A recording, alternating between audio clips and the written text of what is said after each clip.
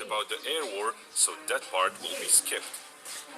If belligerents would wage war with ground troops, what options would they have?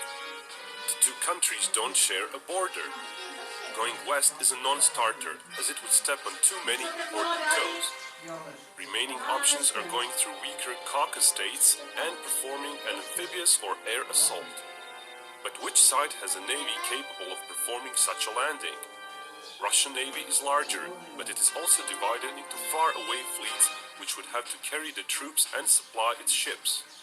Majority of Russian fleet is made up of small vessels with insufficient endurance for such a high seas mission.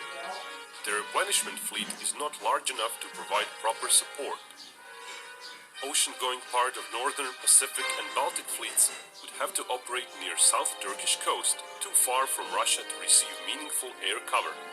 Turkish planes would be well positioned to deal with a possible landing.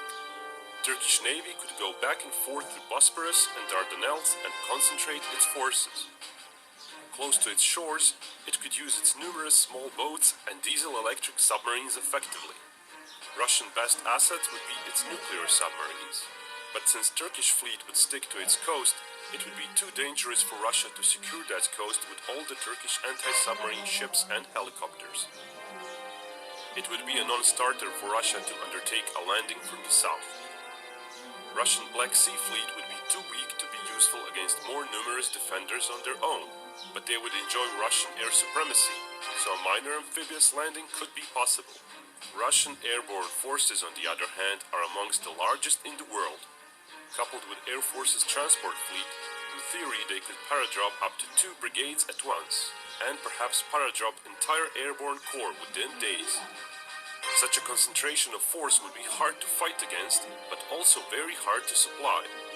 As comparison with Normandy landing shows, any force needs several times larger shipments of supplies than it has troops. With only partial air superiority, such air supply runs would face steep losses. Realistically, only a short supply stint could be pulled off. Thus, an assault would likely happen not far off the front lines. That way, it can try to meet up with the main Russian assault before it loses momentum. Turkish navy is absolutely ill-prepared to fight Russia far away from its coasts, let alone perform a landing. Given the stronger Russian air power, air defenses and more numerous troops defending the shores, what little men Turkey could hope to send out to sea would likely not even reach the shores. Such a mission would end in a disaster, and so it would not even be attempted. Land-wise, if both sides would rush at each other, Georgian plain might see fighting first. Turkey could quickly send large part of its forces along the coastline. Russia too has that luxury, as it controls Abkhazia and South Ossetia and already has troops stationed there. Russia's ground force has a small numerical edge. Turkey has larger periodically trained reserve force, while Russia can count on more paramilitary troops. Russia has twice as many professional soldiers though. Both sides use a variety of heavy weapon systems, both old and modern equipment. But Russian units feature more heavy weapons, and their average tank is somewhat more advanced. With all that, Turkey moving into Russia-controlled territory would be prohibitively costly. Even if Turkey could somehow attack first and push all the way through the central Georgian plain, it would still face greater Caucasus Mountains. With the balanced power shown so far, such a push would simply lead to unacceptably numerous casualties for Turkey. Russian army isn't well prepared for a prolonged power projection far into enemy territory, but Turkish units are even worse in that regard.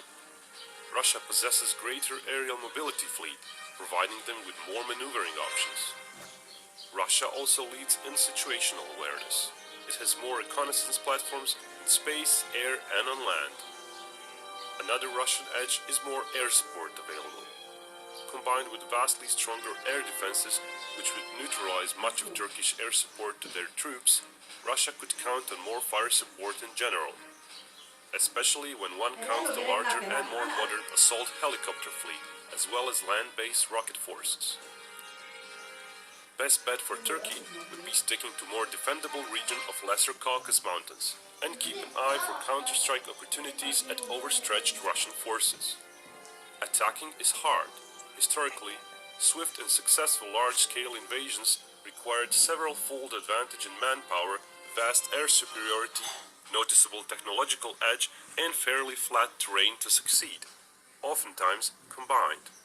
Russia would not be able to count on any of those for its push into Turkish defenses. Its air superiority would not be continuous, and it would have a hard time exploiting it due to number of targets and fairly low precision of its airstrikes. Russia has more heavy weapons, but their mobility would be very much hindered by the mountainous terrain. Without great manpower edge, it would be very hard for Russia to make headway. It would seek to enlarge the front, drawing Turkish troops into Armenia as well, so it can spread out the defenders and hope for an opening. Still, the sheer numbers of Turkish troops would suit Turkey's defensive posture better. Attempting a quick breach would be prohibitively costly in casualties. The front line would be too narrow and too populated by soldiers on both sides for successful large-scale flanking maneuvers. Russia would have no choice but to very slowly wear down the defenses with sheer firepower. Successful invasions in history